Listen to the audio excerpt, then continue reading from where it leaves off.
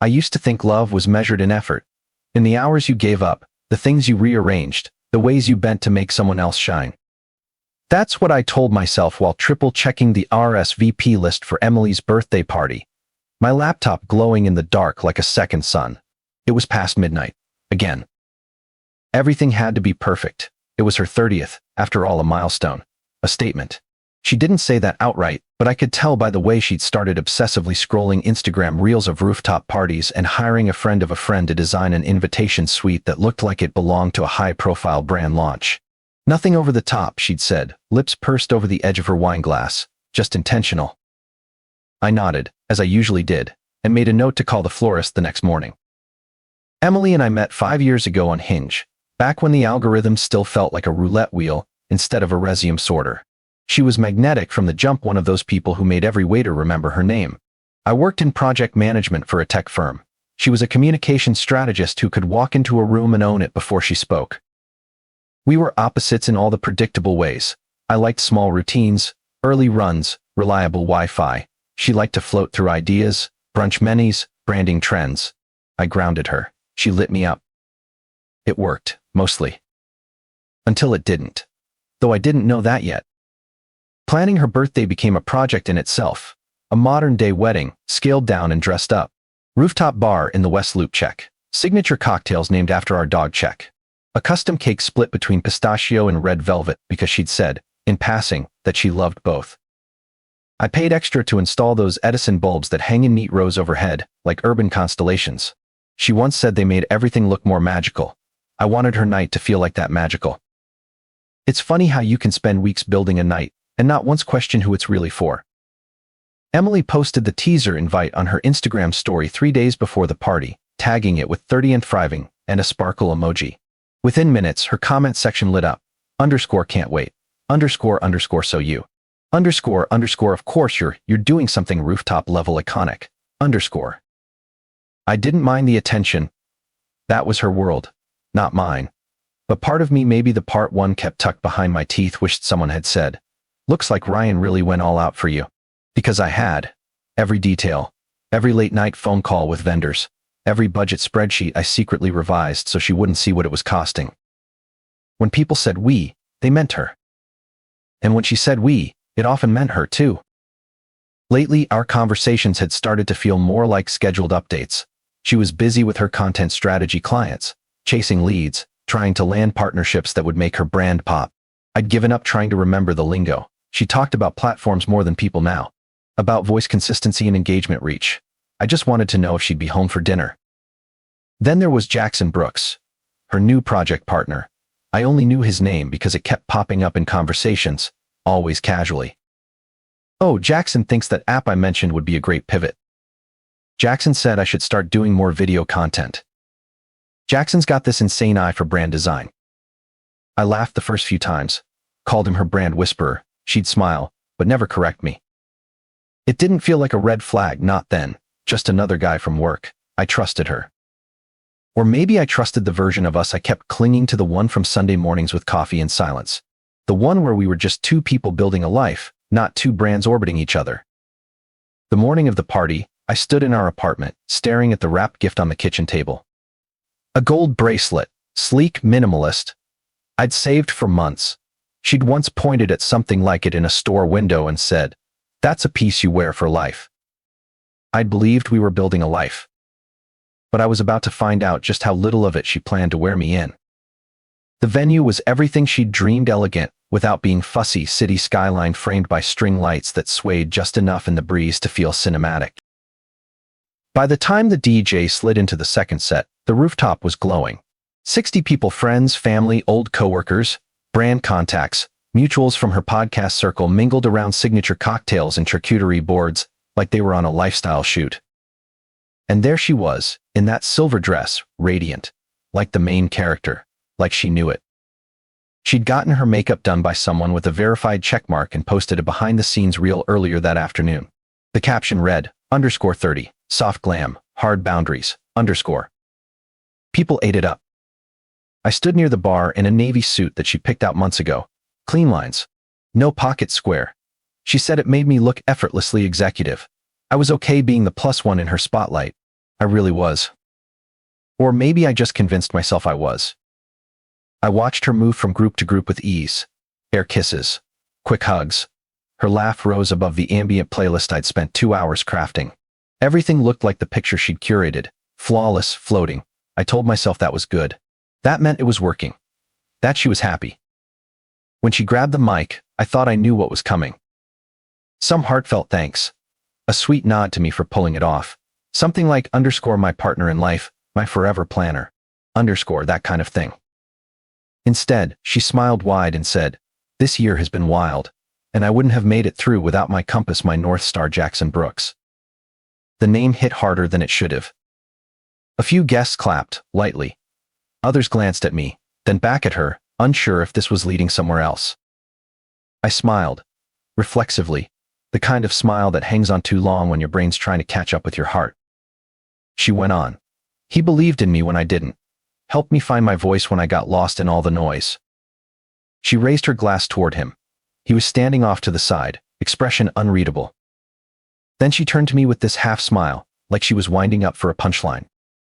"And of course," she said, "my amazing husband Ryan, who made all of this possible tonight. I've got something for you." I blinked. She handed me a small gift bag. Matte black. Branded ribbon. It looked like something from a boutique perfume shop. There were a few chuckles in the crowd. I assumed it was going to be a watch, or cufflinks. Something elegant, understated. I reached in and pulled out a folded black t-shirt. Designer. Minimalist. I unfolded it slowly. In crisp, white block letters, across the chest, it read, "Unsubscribed." For a second, silence. Then a ripple of nervous laughter.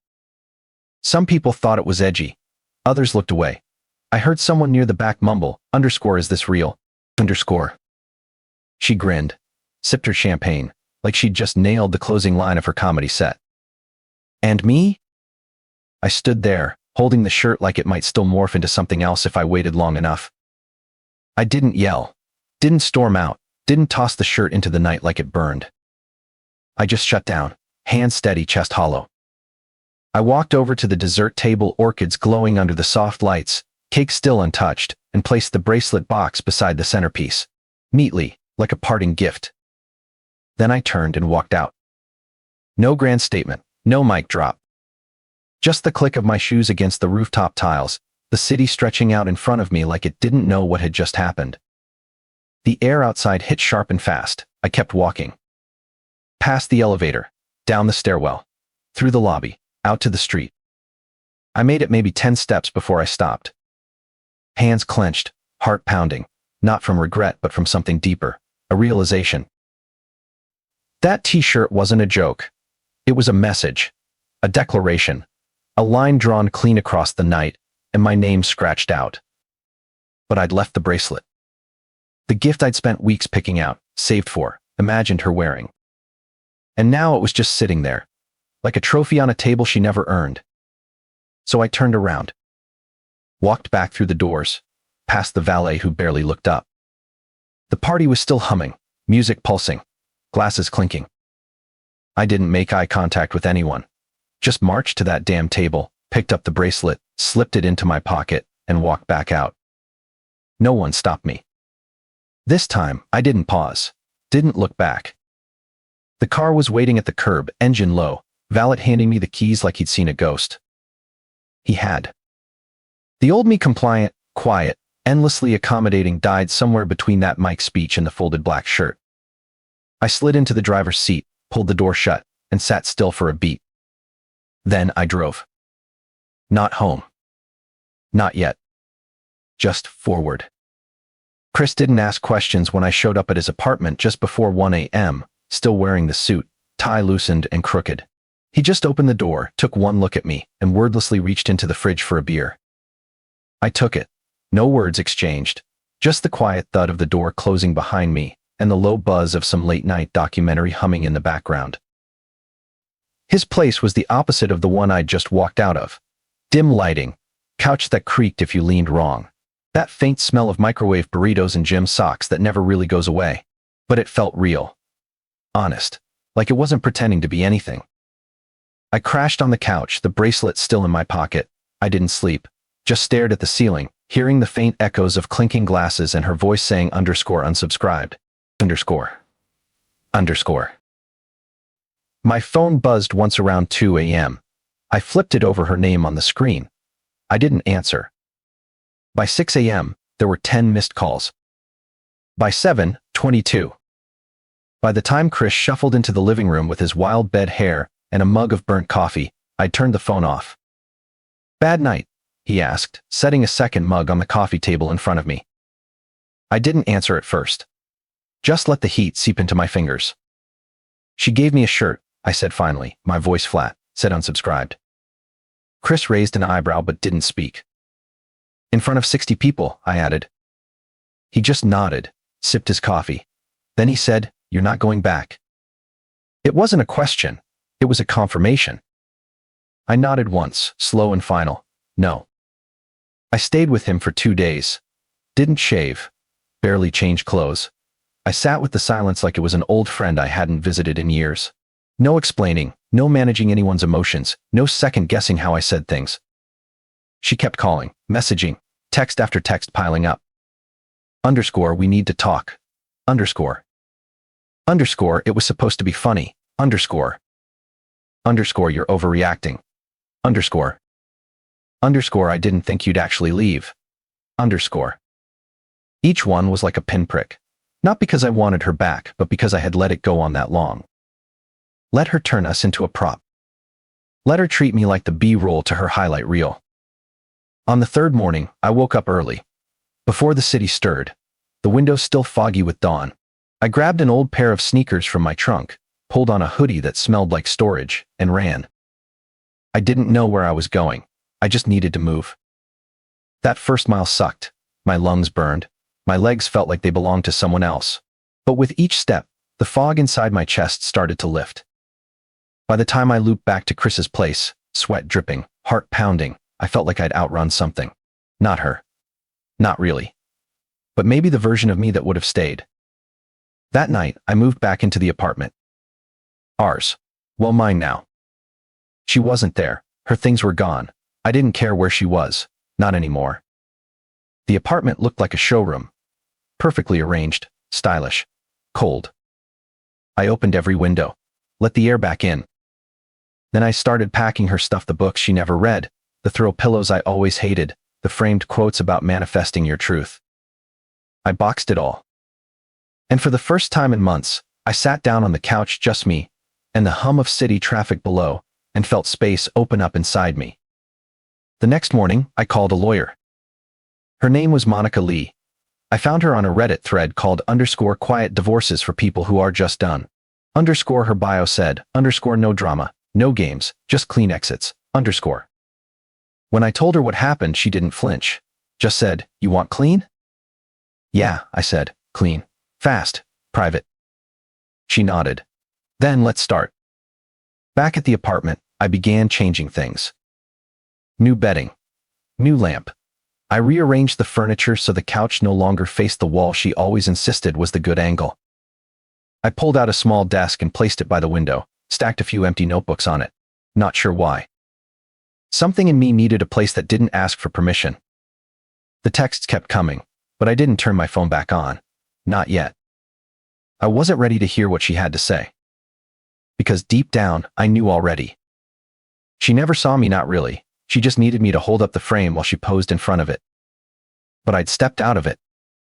And now I had the whole picture to myself. The divorce papers came fast. Monica was efficient, no pleasantries, no posturing. Just forms, dates, and a checklist of assets that had me realizing how much I'd paid for without ever feeling like I owned it. The apartment? Mine. The car? Mine. The party? Definitely mine. Emily didn't fight. Not legally, anyway. She responded through silence, no counterclaims, no settlements. Just quiet compliance, like she was already moving on to whatever came next. I didn't need her signature to tell me we were done. The signature was just a receipt. I started showing up at work differently. There was something unspoken in how people looked at me now, like they sensed a shift. Maybe it was the way I walked into meetings, no longer rushed, no longer carrying the invisible weight of trying to be in 2 places at once. Greg, my manager, noticed too. 2 weeks after I moved back in, He dropped by my desk with a folder and said, "Got a messy client who needs wrangling. You want it?" Normally, I would have hesitated. Late nights, weekend emails, the kind of project Emily used to say pulled me away from us. But there was no us now. "Yeah," I said, "I'll take it." It was exactly the chaos I needed: budgets that didn't balance, a launch date everyone kept pretending was realistic, and a product owner who thought Slack messages at midnight were normal. I dove in, built out a timeline, cleaned up the mess, spoke plainly in meetings. People started listening more closely. There was power in having no one to answer to but myself. I kept running too, every morning, before sunrise, before the city woke up. At first it was just to burn the edge off. Now it was habit, ritual, me, the pavement, and the steady rhythm of my feet keeping time with something inside me I didn't have words for yet. One morning after a run, I came back and sat at the desk by the window, stared at the notebook, and just started writing. Not anything profound, just memories, moments, the party, the look on her face when I opened the shirt, the weight of 157 missed calls. I didn't plan to share it, but after a few days of writing, I typed it out, cleaned up the edges, created a blog under a fake name, called it Unread Messages. I didn't expect much, just a place to drop the noise from my head. Then, 3 days after posting the first piece, I checked the blog and saw comments. Dozens. "Are you me?" one said. I felt every word, another wrote. I didn't know how much I needed this. I kept posting, not just about her, about everything: running, rebuilding, what silence teaches you after the noise is gone. I started getting emails, not hate mail or pity, just real stories from strangers who felt like they'd been holding their breath, too. And suddenly, I wasn't just unpacking grief. I was building something. It was a Thursday night when I met Leo and Zara. A networking mixer downtown, hosted by a tech incubator. I wasn't planning to stay long, just long enough to make a few hellos, snag a lukewarm IPA, then dip. But Leo cornered me by the bar, late 20s, curly hair, mismatched socks. "You work with launch timelines, right?" he asked. "No intro. We've got a prototype, no plan, and no clue how to pitch it." Zara was more grounded, quieter, but sharp-eyed. She showed me their mock-up on her phone. A delivery app for local businesses: cheap, efficient, community-focused. Rough, scrappy, but real. "I'm not your guy for tech," I said, honest, "but I can help you clean up your strategy." They looked at each other like I'd just offered them gold. We started meeting once a week, diner on Clark, same corner booth. They'd bring napkins scribbled with numbers. I'd bring spreadsheets. It wasn't for money. I didn't need it. I just liked the idea of helping something grow without asking what I got in return. The blog grew. Hundreds of readers, then thousands. People started tagging it in Instagram stories, sharing quotes, deeming me. One night, someone commented, "You should put this on a shirt." I laughed at first. But then I thought of it, how she gave me the _unsubscribed_ shirt like a joke, a final punchline, a headline to close the book. And how maybe, just maybe, I could write my own. So I made one: black, simple, clean font, rewritten. It wasn't for sale. Not yet. Just something for me. A reminder that I wasn't a footnote in someone else's story anymore. I wore it to the next startup session with Leo and Zara. Zara noticed first. "That's clean," she said. Leo asked, "Is that your brand?" I paused. "Not yet." Greg called me into his office a few weeks later. He was grinning. "You've been killing it. Clients love you. We're putting your name in for the leadership track." I blinked. "You serious?" He laughed. "You thought I hadn't noticed." I nodded, slowly. It wasn't just work. Everything was moving. Momentum was real. But more than that, I felt awake again. No one waiting at home to ask where I'd been. No dinner plans I had to pretend to enjoy. Just my own 2 feet pushing me forward. I still hadn't turned my phone back on. Chris called the apartment line once to check in. "You good?" he asked. "I'm better than good," I said. "I'm moving." He didn't ask where. Didn't need to. Because the truth was, this wasn't a comeback. This was a beginning. It was a Wednesday night, pouring rain, the kind that drowns the sound of everything else. I was sitting on the floor, tuning my guitar, something I hadn't touched in years. I'd pulled it out on a whim that afternoon. The strings were dull, the neck a little warped, but it still held a piece of me. Something quiet and real. Then came the knock. 3 sharp raps on the door, barely audible over the storm, but distinct enough to cut through the stillness. My stomach tightened. Some instinct I didn't like. I set the guitar down gently, stood, and walked to the door. When I opened it, there she was. Emily. No umbrella, no coat, just soaked through, her dress clinging to her like she'd been walking for blocks. Mascara streaked. Eyes red. Hair stuck to her cheeks in wet strands. For a moment, I didn't recognize her. Not the woman from the party, not the version of her that smiled while the crowd laughed. This version looked like someone who'd run out of options. "Can I come in?" she asked, voice barely above a whisper. I didn't move at first, then I stepped aside. She walked in slowly, leaving small puddles on the hardwood, hugging herself like she was cold, but too proud to admit it. She didn't sit, just stood in the center of the room, as if waiting for a verdict. "I miss you," she said, eyes locked on mine. "We were good." I didn't blink. "No," I said calmly, "I was good. You were lucky." She flinched, like I'd slapped her. Then the tears came. Quiet at first, then harder. Her shoulders shook. She turned away, trying to hide it. "I messed up," she said over and over, each word more fragile than the last. "I know I did. The party, Jackson, I thought I could handle everything. I thought I didn't need anyone." I said nothing, just watched. "I'm drowning," she whispered. He left. Everything's falling apart. There it was, need. She needed me now. Not when I was planning her party. Not when I stayed up nights fixing our finances. Not when I was holding everything together behind her curtain. But now that the applause had stopped and the spotlight had dimmed, she remembered who I was. "You didn't need me then," I said. "You don't get to need me now." She sat on the edge of the couch, crumpling, her hands covering her face. I didn't move to comfort her. I didn't kneel. I didn't reach. Because I'd done all of that already for years. This wasn't cruelty. This was closure. And closure doesn't always come wrapped in kindness. Eventually, the tears slowed, her breathing evened out. She wiped her face with her sleeve and looked up at me, hollow. "I'll go," she said, standing. I nodded. She walked to the door, opened it, and paused like she wanted to say something else. But the words didn't come. She stepped out into the rain and didn't look back. I closed the door gently behind her, locked it, then stood in the silence for a while, listening to the sound of the rain against the windows. It was over. Not just the marriage, not just the drama, but the part of me that still wondered what she'd do if I gave her a second chance. She came back, and it didn't matter. Later that night, I texted Chris. _free to hang _. His reply was instant. _rooftop. Bring the guitar _. The rain had softened to a drizzle by the time I got there. The city was slick and quiet beneath the clouds. We sat on lawn chairs, a couple of beers between us, and I strummed a few chords, clumsy but steady. Chris tapped a rhythm on the railing, his breath visible in the cool air. We didn't talk about her. We didn't need to. The music said enough. For the first time in months, I felt peace. Not the loud kind, not the celebratory kind, but the kind that hums in your chest like a song you didn't know you remembered. She was gone, and I was still here. 1 year to the day after the party, I stood backstage in Milan. The lights were hot. The crowd was buzzing beyond the curtain, a low electric hum that moved through the room like it belonged to someone else's life. I adjusted my collar, smoothed my blazer. My hands were steady, heart not so much. I'd been invited to give the closing keynote at a global business summit, topic, resilience and reinvention in leadership. But really, they wanted the story, the blog, the brand.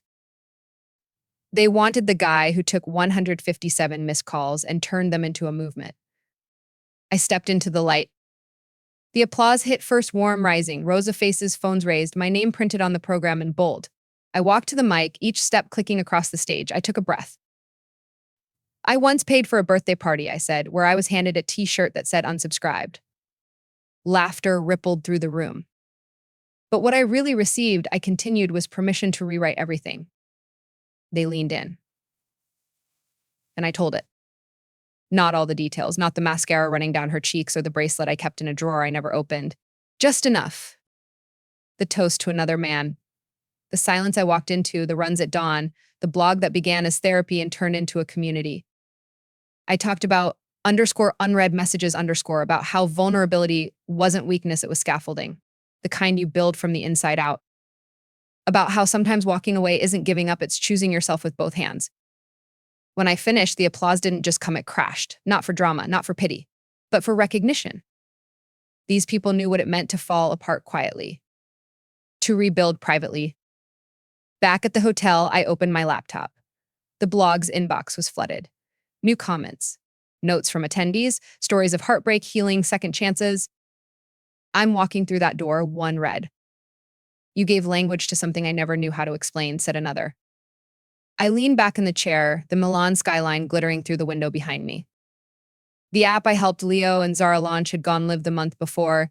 They'd sent me a photo of their first delivery, Zara holding a crate of handmade soaps, grinning, Leo blurry in the background, giving a thumbs up. At the launch party, they handed me a mic and toasted me in front of a packed room. I wore the written shirt. Black, clean, simple. We weren't trying to go viral, just real, intentional, the opposite of curated chaos. The shirts were selling out now. We'd started with a soft rollout, no ads, just blog readers and newsletter subscribers. Now they were tagging us on Instagram, TikTok, LinkedIn even, people wearing them to therapy, to new job interviews, on hiking trails, standing outside courthouses with fresh paperwork in hand. One guy posted a photo of his dad wearing it at Chimo. I didn't expect any of it, but I understood all of it. I still ran every morning. 6 miles now, sometimes 7. My stride had changed longer, more certain. I didn't count the miles to escape anymore. I counted them because I wanted to see how far I could go. The apartment was mine in every sense now. I'd painted the walls, threw out the couch, set up a studio space by the window desk, soft lighting, a corkboard filled with printouts and sketches. A vision board still hung above it. The first thing I pinned was a blurry photo of a Thai beach. Below it, the word _go_. Then a sketch of a small house with big windows. Then a flyer from the diner where Leo and Zara first pitched me. Now it included a flyer from the Milan summit, folded once, neatly pinned in the corner. In the drawer beneath the desk sat 2 things I hadn't touched in months, the bracelet and her letter. I didn't open either, didn't need to. They weren't there to haunt me, just to remind me what it cost to forget myself and what it took to come back. Chris texted me that morning. _1 year, you're a legend, _. I smiled. I didn't feel like a legend. I still like my coffee too bitter and my apartment too quiet. I still double-checked my emails before I hit send. Still woke up some nights to silence that felt too loud. But I was whole. Not because I found someone new, not because I got famous, not because I got even. Because I answered one call the night I walked away, the one to myself. I went for a run the next morning. A new route. Longer. I didn't check the distance. I just moved, breath steady, arms loose. The sun was barely up, city still sleepy. When I got back, I stood at the corner of the block, breathing hard, sweat cooling on my skin. I looked up at my building. Home, not because she ever made it feel that way. Because I'd finally taken the time to make it mine. I climbed the stairs, unlocked the door, stepped inside, and smiled at the silence. No missed calls, just room.